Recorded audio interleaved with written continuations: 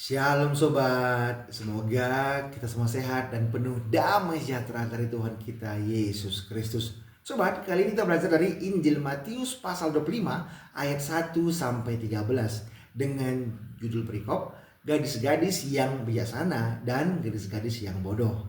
Nah, jadi yang dapat kita pelajari adalah yang pertama, hal kerajaan sorga seumpama 10 gadis yang mengambil peritanya dan pergi menyongsong mempelai laki-laki, di mana diantaranya ada 5 orang yang bijaksana dan ada juga 5 orang yang bodoh, karena membawa pelita tetapi tidak membawa minyak.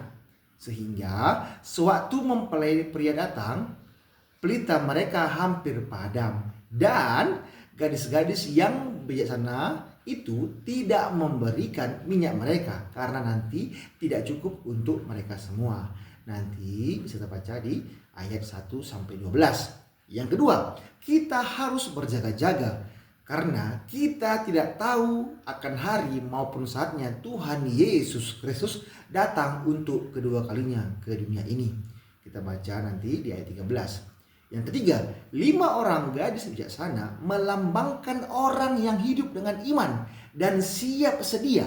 Sedangkan 5 orang gadis bodoh melambangkan mereka yang lalai dan tidak mempersiapkan diri dengan iman percaya akan kedatangan Tuhan Yesus Kristus. Yang keempat, minyak dan pelita melambangkan iman, ketaatan, dan hubungan pribadi dengan Tuhan yang harus terus dijaga. Jadi jangan pernah lalai. Oleh sebab itu kita harus selalu memiliki hubungan yang erat dengan Tuhan kita, sobat. Melambangkan iman, ketaatan, dan hubungan pribadi dengan Tuhan yang harus terus dijaga. Itulah minyak dan pelita. Yang kelima, saat mempelai datang, yaitu kedatangan Tuhan Yesus Kristus yang kedua kalinya, hanya mereka yang siap sedia seperti 5 gadis yang bijaksana itu yang mendapat keselamatan dan kehidupan kekal di surga. Nah, jadi mari kita siap sedia dengan iman untuk menyambut kedatangan Tuhan Yesus Kristus yang kedua kalinya. Jangan pernah gentar, tapi kita tetap setia kepada Tuhan Yesus Kristus. Jangan pernah goyah, jangan pernah gelisah. Tetap percaya kepada Tuhan Yesus Kristus. Siapa yang percaya dan dibaptis akan diselamatkan, tetapi siapa yang tidak percaya akan dihukum. Markus 16 ayat 16. Oke sobat, mari kita baca Matius 25 ayat 1 sampai 13. Gadis-gadis yang bijaksana dan gadis-gadis yang bodoh. Pada waktu itu, hal kerajaan sorga seumpama 10 gadis yang mengambil pelitanya dan pergi menyongsong mempelai laki-laki. 5 diantaranya bodoh dan 5 bijaksana. Gadis-gadis yang bodoh itu membawa pelitanya tetapi tidak membawa minyak. Sedangkan gadis-gadis yang bijaksana itu membawa pelitanya dan juga minyak dalam buli-buli mereka. Tetapi karena mempelai itu lama tidak datang-datang juga, mengantuklah mereka semua lalu tertidur.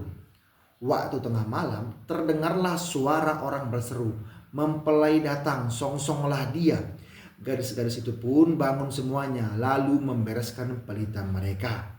Gadis-gadis yang bodoh berkata kepada gadis-gadis yang bijaksana, "Berikanlah kami sedikit dari minyakmu itu, sebab pelita kami hampir padam." Tetapi jawab gadis-gadis yang bijaksana itu, "Tidak, nanti tidak cukup untuk kami dan untuk kamu. Lebih baik kamu pergi kepada penjual minyak dan beli di situ." Akan tetapi waktu mereka sedang pergi untuk membelinya, datanglah mempelai itu dan mereka yang telah siap sedia masuk bersama-sama dengan dia ke ruang perjamuan kawin. Lalu pintu ditutup. Kemudian datang juga gadis-gadis yang lain itu dan berkata, "Tuan, Tuan, bukakanlah kami pintu." Tetapi ia menjawab, "Aku berkata kepadamu, sesungguhnya aku tidak mengenal kamu.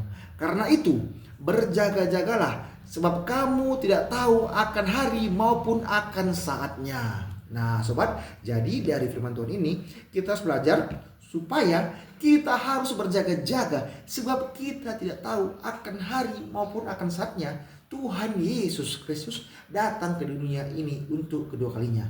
Jadi yang perlu kita persiapkan adalah iman percaya kita, sobat. Sebab upah dosa ialah maut, tetapi karunia Allah ialah hidup yang kekal dalam Kristus Yesus Tuhan kita. Roma 6 ayat 23. Karena begitu besar kasih Allah akan dunia ini, sehingga ia telah mengaruniakan anaknya yang tunggal, supaya setiap orang yang percaya kepadanya tidak binasa, melainkan beroleh hidup yang kekal. Yohanes 3 ayat 16. Tuhan Yesus Kristus menunjukkan kasih dan kuasanya dengan datang dari surga ke dunia ini, mengambil rupa sebagai manusia untuk menyelamatkan kita orang yang berdosa ini, sobat. Rela menyerahkan nyawanya di atas kayu salib, dan pada hari ketiga bangkit dari antara orang mati. Tuhan Yesus Kristus bangkit dari antara orang mati. Tandanya bahwa Tuhan Yesus Kristus berkuasa mengalahkan maut. Dan kita pun percaya bahwa kita pun akan menerima hidup yang kekal bersama Tuhan Yesus di surga. Karena Tuhan Yesuslah jalan dan kebenaran dan hidup.